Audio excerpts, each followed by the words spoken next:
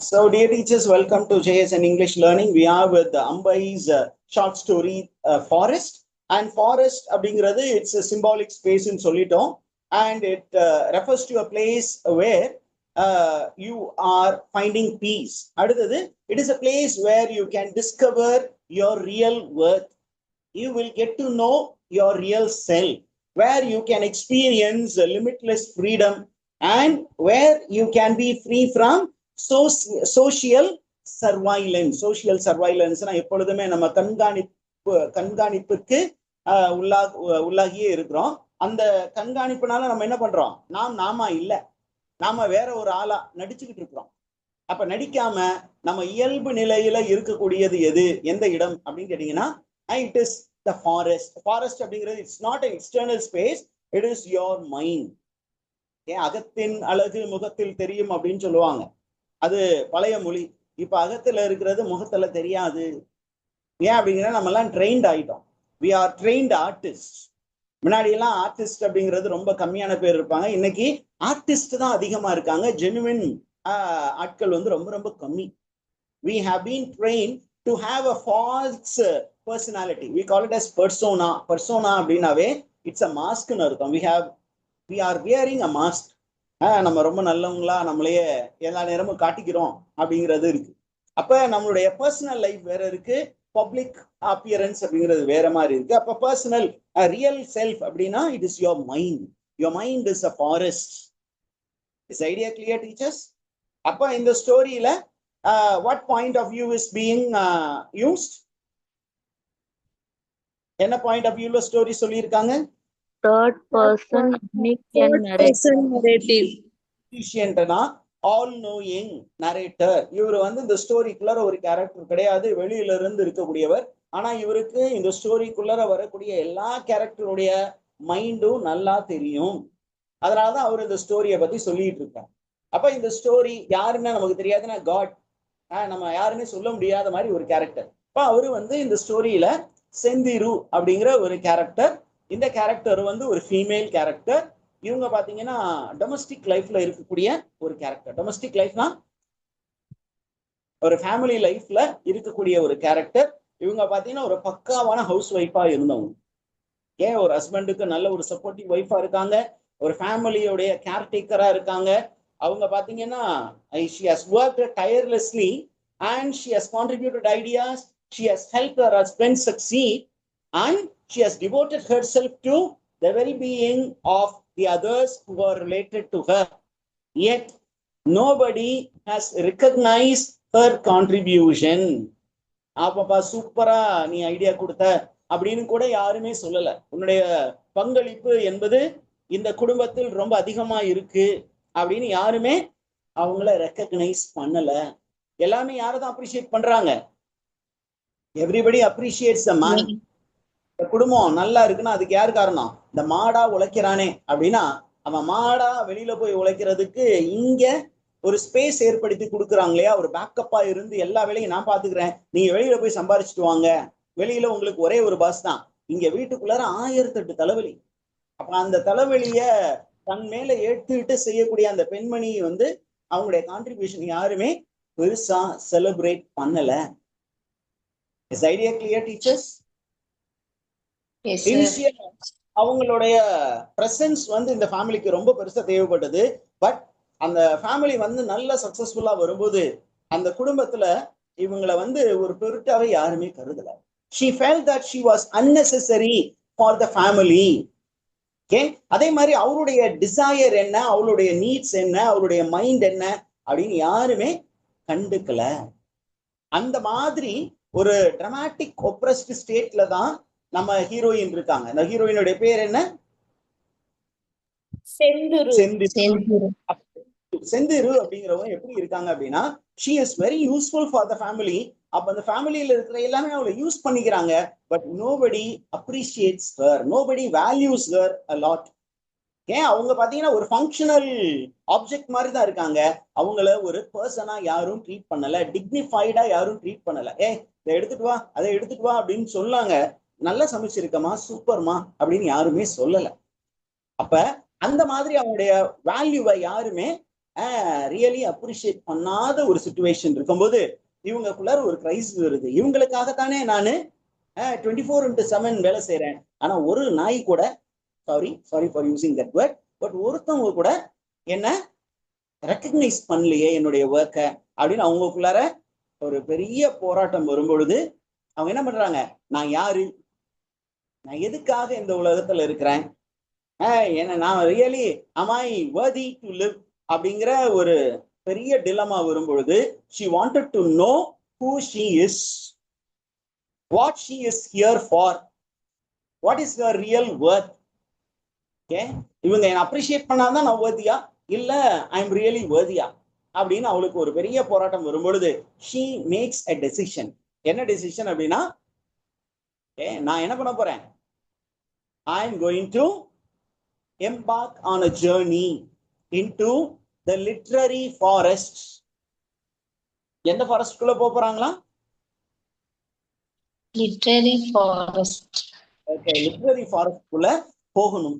அப்ப போகணும் அப்படிங்கும் போது ஒரு ஃபாரஸ்ட்க்கு போகணும் அப்படின்னா அந்த ஃபாரஸ்ட் அத்தாரிட்டிஸ்ட பெர்மிஷன் கேட்கணும். அங்க ஒரு ஃபாரஸ்ட் கெஸ்ட் ஹவுஸ் இருக்கு, அதுல நான் தங்கணும் அப்படிங்கும் போது அங்க ஃபாரஸ்ட் அத்தாரிட்டிஸ் கண்டக்ட் பண்ணும்போது அவங்களுக்கே ஒரு பெரிய ஷாக். என்ன அப்படின்னா, இது வரைக்கும் இந்த ஃபாரஸ்ட் கெஸ்ட் ஹவுஸ்ல ஆண்கள் தங்கி இருக்காங்க, ஆனா முதல் முறையாக ஒரு பெண் வந்து பெர்மிஷன் கேட்கும்போது அவங்களே என்ன பண்றாங்க, தே ஸ்டாண்ட் டம்ஃபவுண்டட். அப்படியே ஆச்சரியத்துல வாய் பிளந்து நிக்கிறாங்க. என்னப்பா ஒரு பொண்ணு வந்து இப்படி எல்லாம் கேட்கிறா, இருந்தாலும் சரி பார்ப்போம் அப்படின்னு சொல்லி அவளுக்கு பெர்மிஷன் கொடுக்குறாங்க. Is idea clear teachers?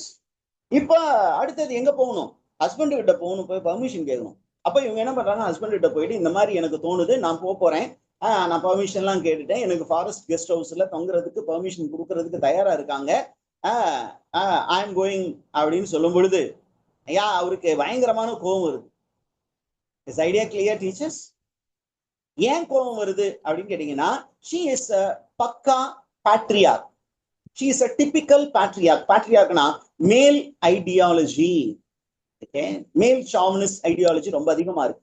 என்ன அப்படின்னா, அவர் வந்து ஒரு டிபிக்கலா ஒரு சில பேட்ரியார்கல் அசம்ஷன் அவருடைய மைண்ட்ல வருது. என்ன அப்படின்னு கேட்டீங்கன்னா, according to the husband, forest is a dangerous place for women. இதை நீங்க எப்படி சார் எடுத்துக்கணும் அப்படின்னா, leave along the physical space, forest ideology thinking is not good for women. இப்படிதான் நீங்க இன்டர்பிரேட் பண்ணிக்கணும். திங்கிங் யாருடைய property? Male. It is only for men, not for women. இதுதான் typical patriarchal ideology, not for women. அப்ப ஏன் sir ஒரு பொண்ணு ரொம்ப அதிகமா யோசிச்சா என்ன ஆகும் அப்படின்னு கேட்டீங்கன்னா, குடும்பம் நாசமா போயிடும். அதனால இந்த பெண்களை யோசிக்கவே விடக்கூடாது, அவங்கள வேலை வாங்கிக்கிட்டே இருக்கணும், அது அடிமையா இருக்க வேண்டியதுதானே. இதுதான் டிபிக்கலா மேன். குடும்பம் நாசமா போயிடும், பெண்கள் யோசிச்சா, அப்ப யோசிக்க விடக்கூடாது, அவங்கள தனியா விட்டாதானே பிரச்சனை. விடாத, ஏதாவது ஒரு வேலை சொல்லிக்கிட்டே இரு. செக்கு மாடு மாதிரி வேலை செஞ்சுக்கிட்டே இருந்துச்சுன்னா இது யோசிக்காது. அந்த மாதிரி இருக்கிற ஒரு மைண்ட் செட். அதனால என்ன சொல்றாரு, forests are dangerous for women. Next one, ஒரு பெண் அப்படியே ஃபாரஸ்ட் போகணும் அப்படின்னா, she should enter the forest only under male protection. ஆணுடைய துணை இல்லாம பெண் வந்து காட்டுக்குள்ள போகக்கூடாது. ஆண் ஒரு பெண்ணுடைய ஸ்பேஸ் எது அப்படின்னா வீடு, வீட்டுல 4 சுவத்துக்குள்ளதான் இருக்கணும். Is idea clear? அப்ப அவர் வந்து இந்த உமனை வந்து ரொம்ப கன்வின்ஸ் பண்ண பாக்குறாரு ஒய்ஃபை. அவங்க என்ன சொல்றாங்க, இல்ல நான் தனியா தான் போகணும் முடிவு பண்ணிட்டேன் அப்படின்னு சொல்லும்போது, நீ நிறைய வாசிச்சிருக்கீல, கதையெல்லாம் கேட்டிருக்கீல, அப்ப மித்தாலஜியில நிறைய ஸ்டோரிஸ்ல பெண்கள் வந்து எங்கேயாவது தனியா காட்டுக்கு போய் பார்த்திருக்கியா, காட்டுக்கு போன தனியா போன பொண்ணெல்லாம் என்ன மாதிரி சிக்கி சின்னாமணம் ஆகியிருக்காங்கன்னு உங்களுக்கு தெரியும்ல. அப்ப நீ என்ன பண்ணணும், அங்கேயுமே மித்தாலஜில என்ன சொல்லப்பட்டிருக்கு அப்படின்னு கேட்டீங்கன்னா, பெண்கள் ஆண்களோட துணையோடு தான் எங்க போயிருக்காங்க, ஃபாரஸ்ட்குள்ளர போயிருக்காங்க.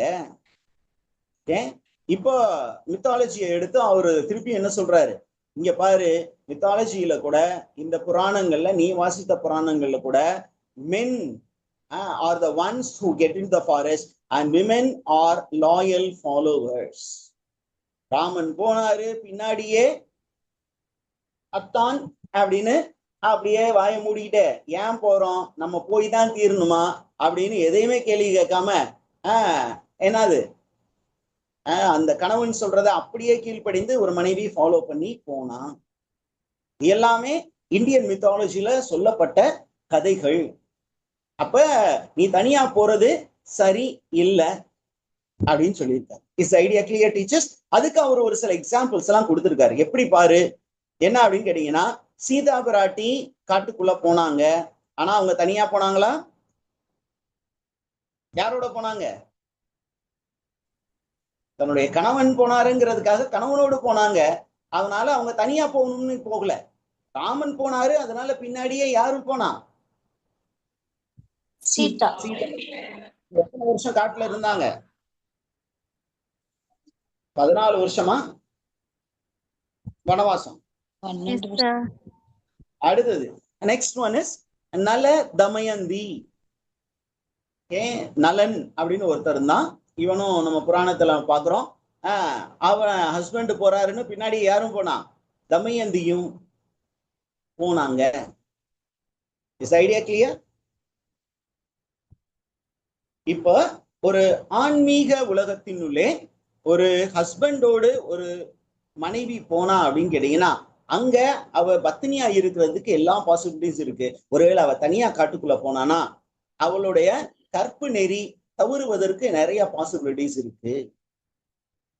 ஒரு தனியா போனா அப்படின்னா அவ எதற்கு ஈக்குவலா இருப்பா அப்படின்னு கேட்டீங்கன்னா, she will be like Maneka. Maneka who was sent into the forest to distract a great sage. யாரு மேனகா வந்து எந்த ஒரு முனிவருடைய தவத்தை கலைப்பதற்காக தனியா காட்டுக்குள்ள போனா? விஸ்வாமித்திரர்.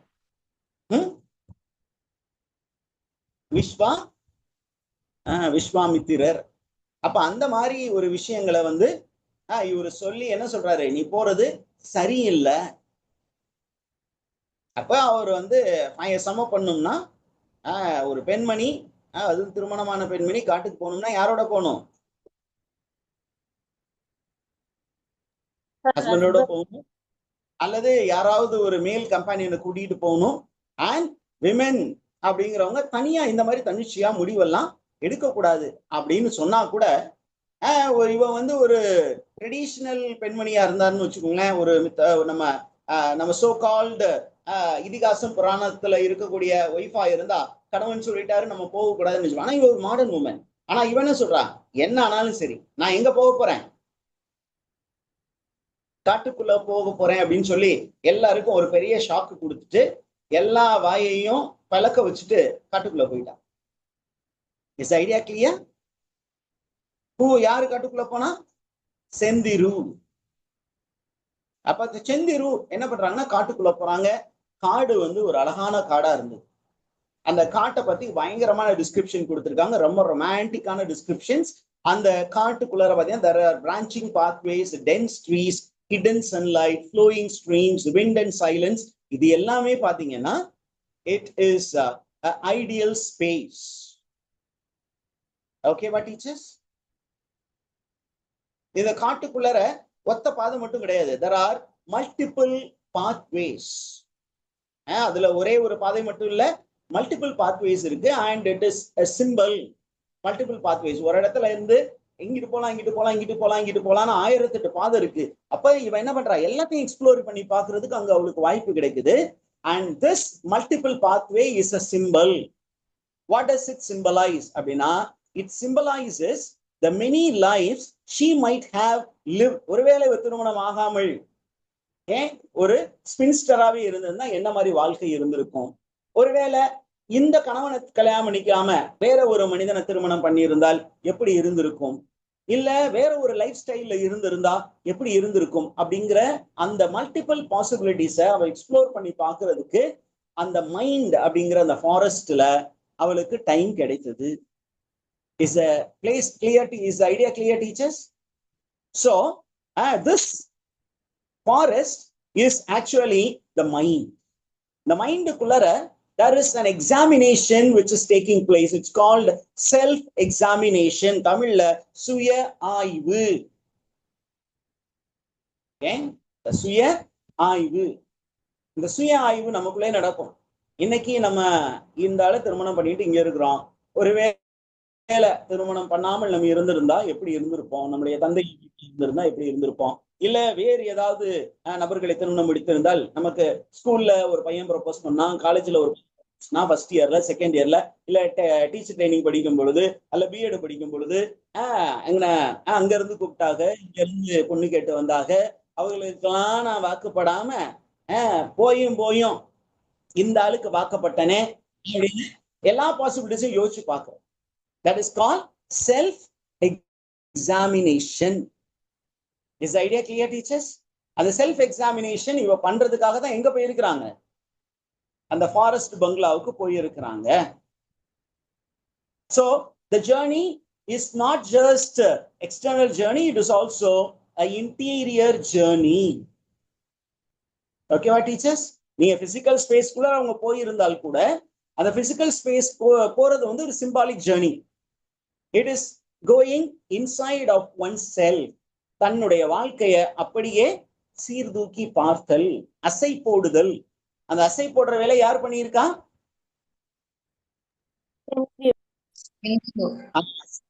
செந்திரு வந்து அசை போட்டு பார்த்தாங்க. அப்ப இவங்க காட்டுக்குள்ளார போயிட்டாங்க. அந்த காட்டுக்குள்ளார போகும் பொழுது we find another character, another story entering. யாரு? It is a story of Sita. இந்த சீதா யாரு அப்படின்னா ராமாயணத்துல வரக்கூடிய அதே Sita. But this Sita is not the actual Sita who is described in Ramayana. ராமாயணத்துல சொல்லப்பட்ட பதி பத்தினின்னு சொல்லுவாங்க இல்லையா? ராமன் சொன்னது எல்லாமே கரெக்ட். ராமன் நெருப்புல இறங்க சொன்னா நான் இறங்கி காட்டுறேன் அப்படின்னு சொன்ன அந்த சீதா விராட்டி கிடையாது. இவங்க ஒரு ஃபெமினிஸ்ட் சீதா. எப்படி பார்த்தவங்க?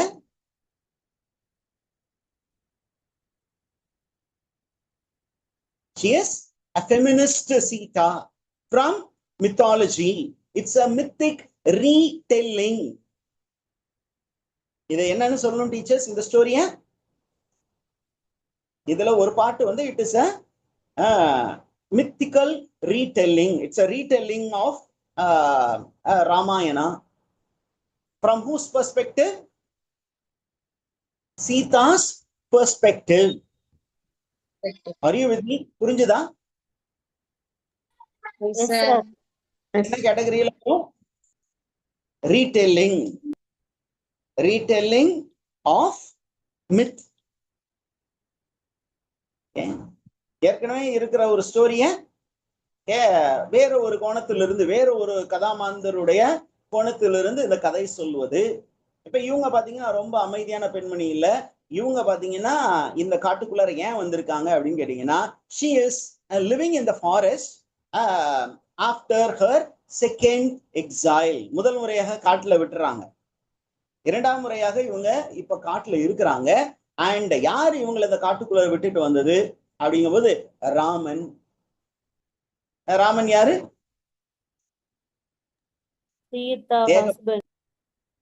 அந்த இதுல ராமாயணத்துல வரக்கூடிய ஏகபத்தினி விரதன்.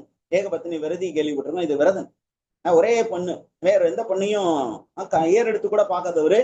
ஆனா அப்படிப்பட்டவரு என்ன பண்றான்? ஊர்ல ஒருத்தன் சொன்னா அப்படிங்கிறதுனால இவ உண்மையாலுமே கற்புடையவள் தானா அப்படின்னு அவருக்கு ஒரு சின்ன டவுட் வந்ததுனால என்ன பண்ணாரு? கொண்டு வந்து இவங்களை காட்டுக்குள்ள விட்டுட்டு வந்துட்டான்.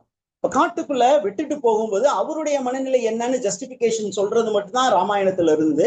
அது வால்மீகி ராமாயணமா இருக்கட்டும், இல்ல கம்ப ராமாயணமா இருக்கட்டும்.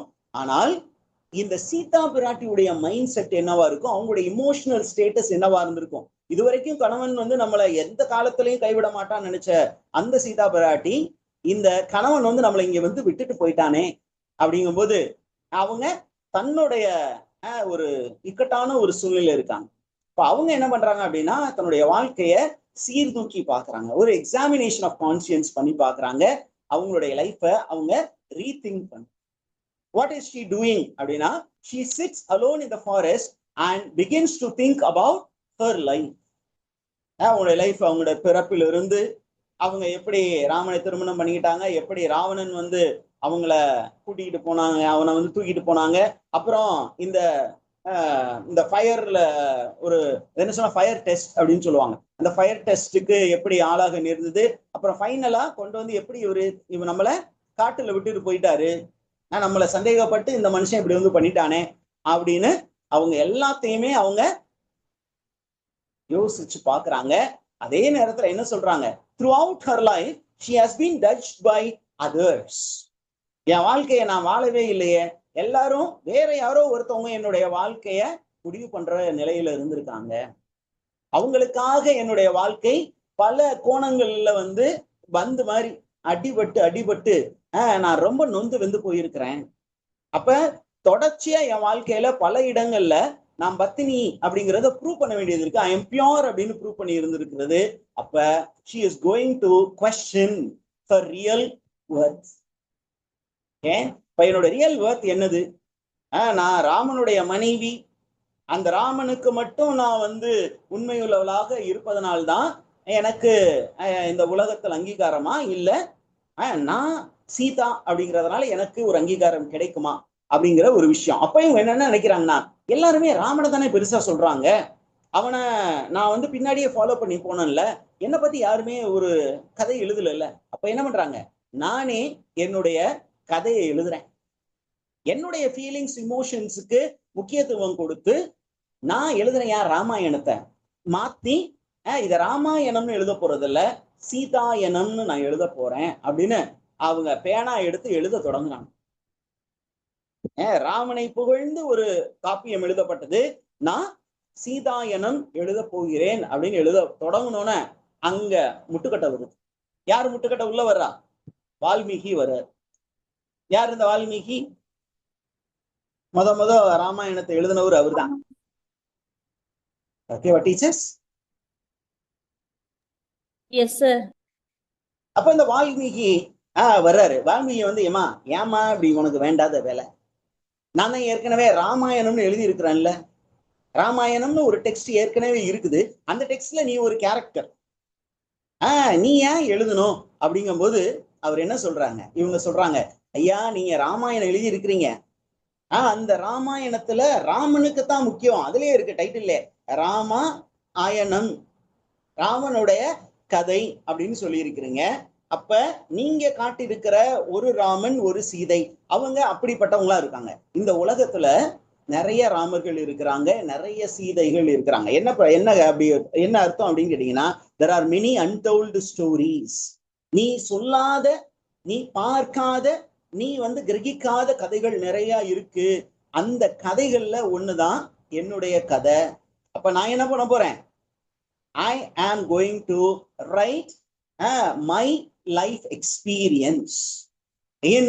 Her decision to write her life experience is reclaiming her voice and authority over her own story. இது வரைக்கும் அவளுக்கு வாய்ஸே இல்ல சீதாவுக்கு. இந்த ராமாயணத்துல எப்ப பேசுவா அப்படின்னா, பேசும்போது அத்தான் உங்களை போல் பாசமான ஒருவர் உண்டோ அப்படின்னு பேசுறதுக்கு தான் அவங்க வாயை திறந்திருப்பாங்க. உங்களை போல் ஒரு அழகான ஒரு நபர் உண்டோ, உங்களை போல் ஒரு கீர்த்தி மிகுந்த ஒரு அரசன் உண்டோ அப்படின்னு அந்த அரசனை பத்தி பேச மட்டும்தான் சொல்லுவா. தன்னை பற்றி தன்னுடைய ஃபீலிங்ஸ் என்ன, அதுவும் ஒரு பப்ளிக், ஒரு பொலிட்டிக்கல் காஸ்ட்ல, ஒரு சோசியல் காஸ்ட்ல, ஒரு ஃபேமிலியில ஒரு ஒப்பீனியன் கொடுக்குற மாதிரி எங்கேயுமே சீதா பேசின மாதிரி இல்லை. அப்ப இவங்க தன்னுடைய லைஃபை பத்தி பேச போறாங்க அப்படின்னா, she is becoming a agency ன்னு சொல்லுவாங்க. It's called voice. She is gaining agency. அது வரைக்கும் அவங்களுக்கு ஏஜென்சியே இல்ல, மேனுக்கு மட்டும்தான் ஏஜென்சி இருக்கு. ஏஜென்சின்னு நீங்க இந்த கமர்ஷியல் ஏஜென்சி நினைக்காதீங்க. Agency here means she becomes a speaking character, an authentic character. Is idea clear, teachers? இப்பதான் அந்த ஸ்டோரிக்குள்ளார பாத்தீங்கன்னா அவரு அப்படியே பேசி யார் வந்து கொஸ்டின் கேட்டுட்டு இருக்கா. இப்ப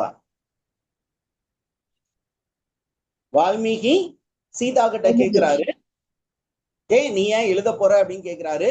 காட்டுக்குள்ளார இருக்கக்கூடிய சீதா கிட்ட, நம்ம கண்டெம்பரரி லைஃப்ல செந்தீரு அப்படிங்கிற ஒருத்தவங்க காட்டுக்குள்ள போறாங்க. காட்டுக்குள்ள எதுக்காக போறாங்க? அவங்க தன்னுடைய அடையாளத்தை கண்டுபிடிக்கிறதுக்காக போறாங்க, தான் யாருன்னு கண்டுபிடிக்க போறாங்க. கண்டுபிடிக்கிறதோட சும்மா இருக்க முடியாது, ஏதாவது அவங்க பேச தொடங்குவாங்க, எழுத தொடங்குவாங்க. அப்ப அவங்கள யாரு ஸ்டாப் பண்றா போகாதன்னு சொல்லி? அவருடைய ஹஸ்பண்ட். அப்ப அவருடைய ஹஸ்பண்ட் தான் அங்க வால்மீகி.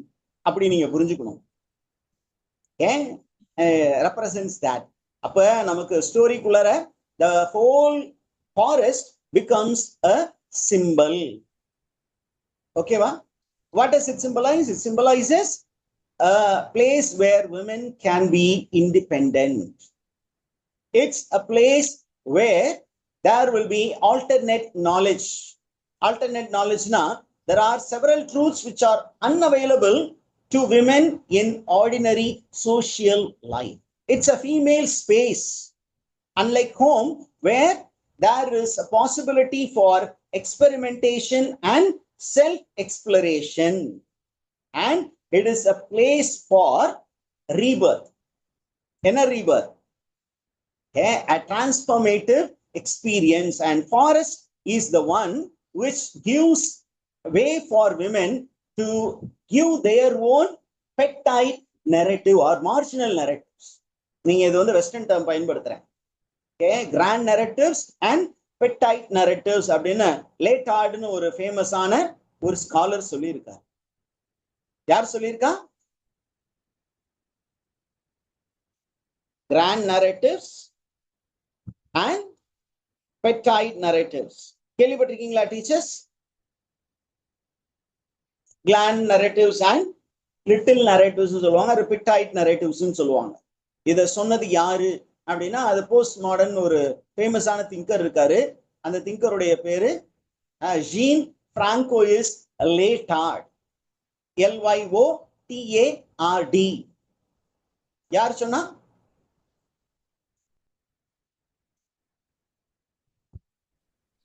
நான் அந்த ரெஃபரன்ஸ் உங்களுக்கு கொடுக்குறேன். Okay, I am trying to copy that and I am going to paste it for you here.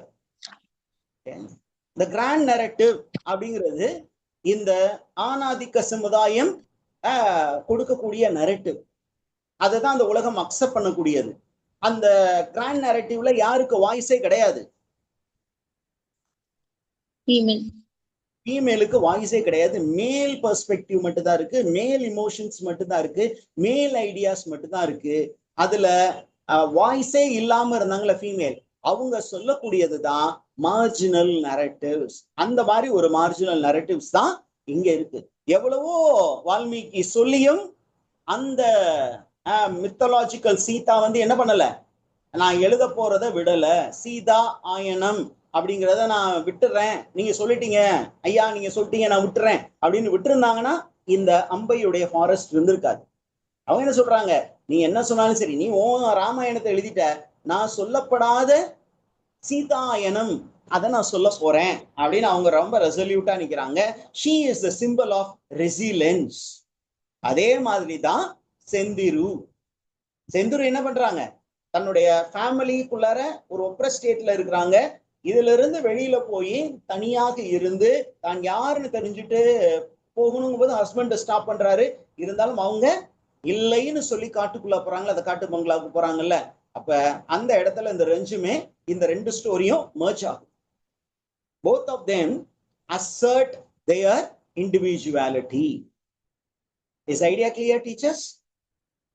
And that's the story, The Forest by Ambai. Story புரிஞ்சிருச்சா? Yes, sir. அவ்வளவு